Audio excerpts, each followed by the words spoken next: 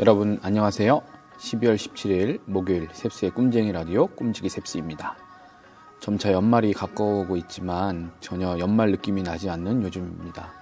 연말에는 약속이나 모임이 많았었는데 올해 연말은 그냥 꼼짝없이 집에서만 보내야 할 것 같습니다. 연일 확진자가 1000명이 넘어가는 가운데 여러분은 어떻게 지내고 계신가요? 어디 갈 수도 없으니 많이 답답하시죠? 특히 자녀가 있는 분들은 아이들이 학교에도 매일 가지 않으니 새끼 다 챙겨서 먹이시느라 많이 힘드실 것 같습니다. 이럴 때일수록 사소하지만 작은 것 하나에 하나님과 우리 가족들에게 고마움을 표현하면 좋겠습니다. 매일 함께 먹는 식사이지만 건강하게 가족들이 다 같이 먹을 수 있음에 감사하고 오늘을 함께 호흡하며 함께 할 수 있는 것이 감사하다고요. 또다시 익숙해져서 감사와 소중함을 잊는 어리석음이 반복되지 않도록 말이죠. 오늘도 꿈쟁이 라디오를 들어주시는 여러분, 한우리 가족들이 있어서 정말 감사합니다. 25회차 셉스의 꿈쟁이 라디오 감사한 마음으로 시작합니다.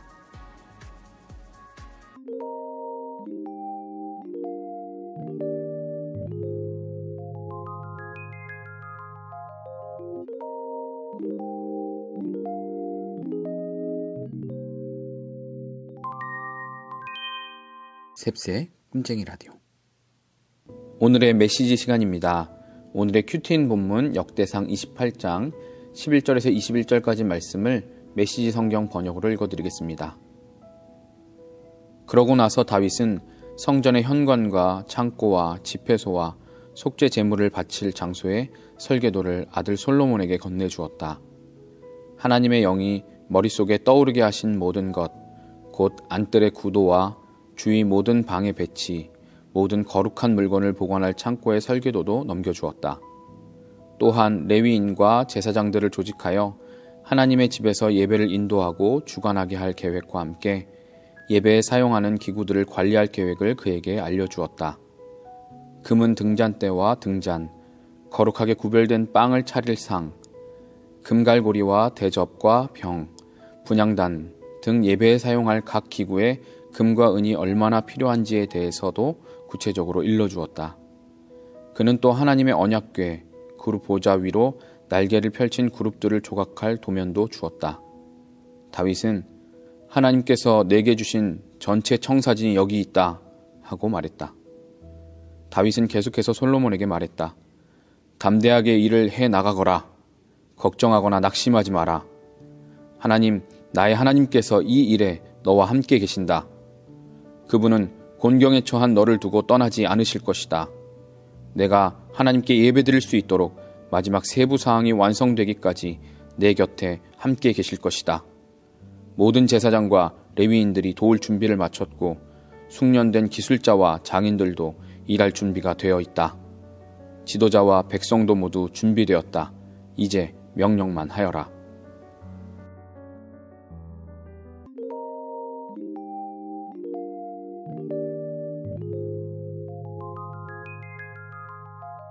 네, 이번에는 새로운 코너를 소개해드리는 시간입니다. 새로운 코너를 소개하기에 앞서서 먼저 지난주 셉스의 ASMR 마지막 ASMR 퀴즈 정답을 발표하겠습니다. 지난주 정답은 바로 마가레트였습니다. 네, 마가레트 과자 2개 들어있죠, 한 봉지에.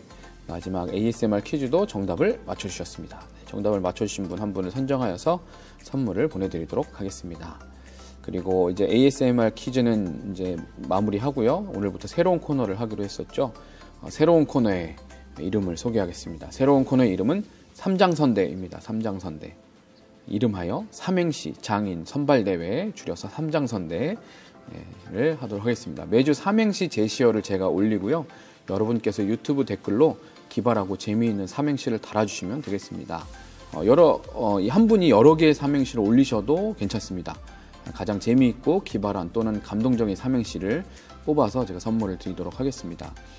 그리고 물론 저의 삼행시도 올릴 겁니다. 만약 제 삼행시보다 더 멋진 삼행시가 없다면 선물을 제가 다 갖는 걸로 하겠습니다. 다른 분의 삼행시가 올라오면 그분의 삼행시의 지지와 칭찬의 댓글도 달아주시면 그분을 그 주의 장원으로 뽑는 데 제가 참고하도록 하겠습니다. 여러분 주변 지인, 가족들 동원하셔서 좋아요와 댓글 달아주셔도 괜찮습니다. 좋습니다. 많이 동원해 주십시오. 그렇게 되면 장원으로 뽑힐 가능성이 올라가겠죠. 네, 그러면 오늘의 첫 제시어, 삼행시 제시어를 소개하겠습니다. 아무래도 첫 시간이니까 한우리로 가보면 어떨까 합니다. 한우리, 저부터 한번 삼행시, 한우리 삼행시 해보겠습니다.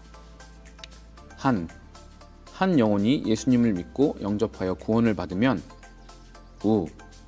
우리 주님께서 저 천국에서 리듬에 맞춰 춤추고 기뻐하십니다. 복음을 전합시다. 네, 어떻습니까? 이 정도면 삼행시 장인이 될 가능성이 보이나요? 네, 여러분도 한번 도전해 주시기 바랍니다. 꼭 신앙적인 내용이 아니어도 괜찮으니까 부담 없이 자유롭게 시도해 주시기 바랍니다. 삼행시 장인 여러분의 참여를 기다립니다. 나도 바로 삼행시 장인 한번 도전해 주시기 바랍니다. 지금 바로 댓글로 고고!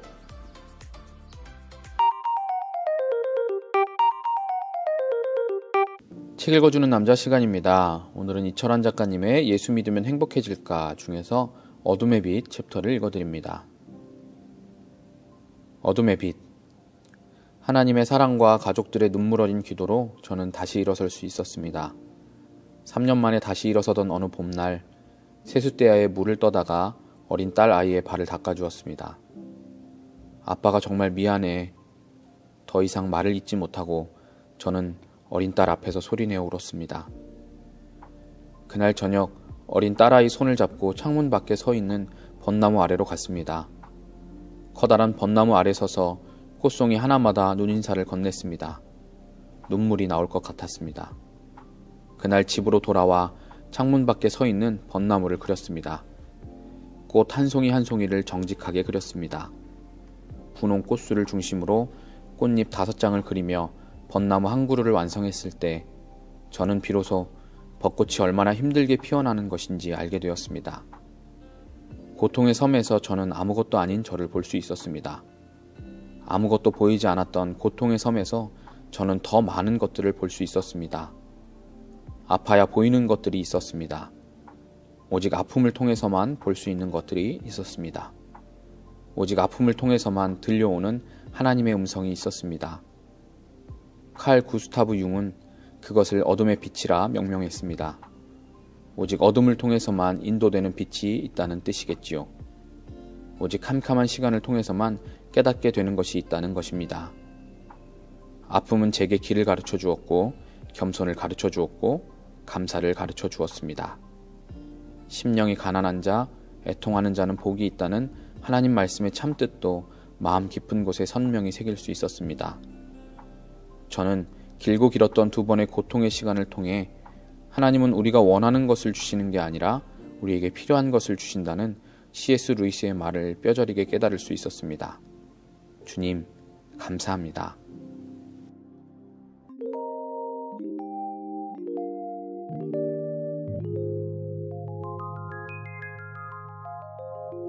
이번 코너는 마인드노크 시간입니다. 제가 마인드노크 질문지에서 하나 뽑은 그 질문들에 답을 하는 시간인데요. 제가 자문자답한 질문에 대한 여러분의 답변도 댓글로 남겨주시면 감사하겠습니다. 지난주엔 믿지 않는 사람을 전도한 경험이 있나요? 또는 전도하고 싶은 사람이 있나요? 라고 묻는 질문이었는데요. 이번엔 무슨 질문이 한번 나올지 보도록 하겠습니다. 미리 섞어놓은 마인드노크에서 질문 하나를 뽑겠습니다. 네. 당신 힘들었지만 지나고 나니 하나님의 계획이라고 고백하는 삶의 순간이 있나요?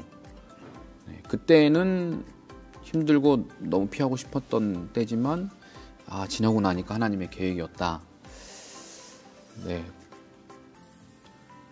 저는 생각해보면 제 인생에서 제일 힘들었던 시간이라고 하면 저는 보통 군 시절을 꼽거든요. 제가 전혀 예상하지 못했고 제가 영적으로 신앙적으로 많이 어떻게 보면 좀 이렇게 다운되었던 그런 시기였는데요.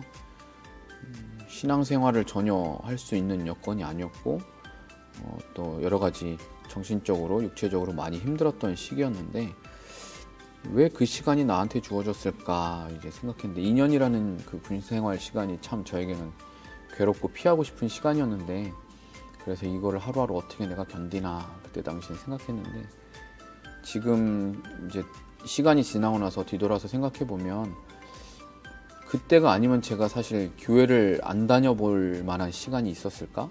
라는 생각을 합니다. 그래서 교회를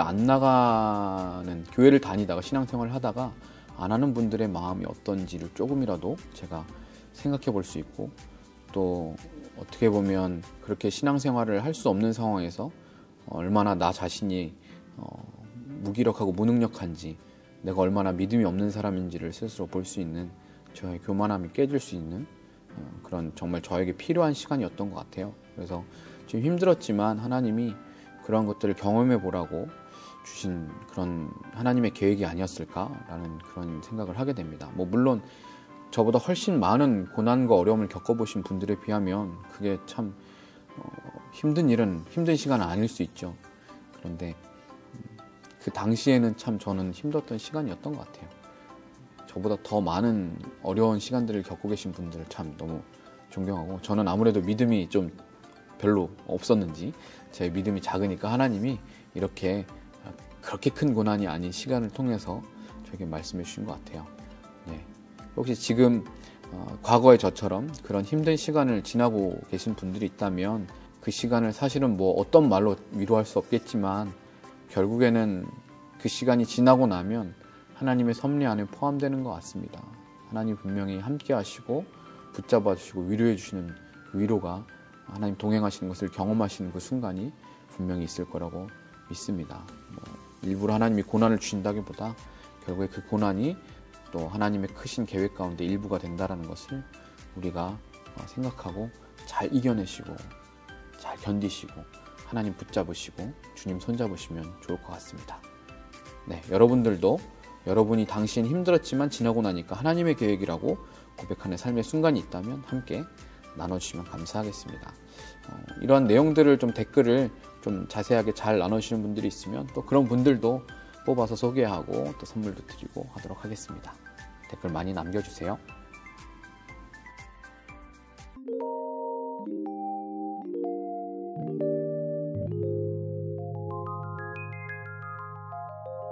셉스의 꿈쟁이 라디오. 올해를 돌아보면서 아쉬운 점이 참 많지만 그래도 후회 없고 감사한 일은 바로 꿈쟁이 라디오를 시작한 일일 것입니다.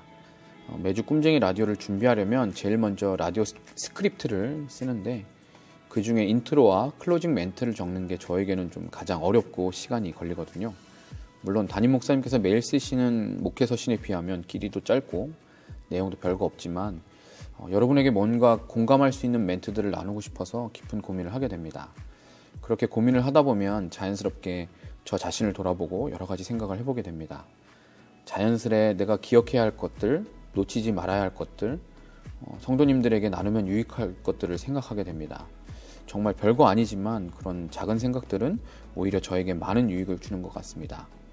나를 위해 무언가를 하기보다 타인을 위해 무언가를 할 때 오히려 나도 다른 사람도 함께 풍성해지는 건 사랑의 놀라운 역설, 신비인 것 같습니다. 마치 예수님이 우리를 위해 죽으심으로 우리가 구원을 얻고 예수님께서 모든 이름 위에 뛰어난 이름이 되신 것처럼요.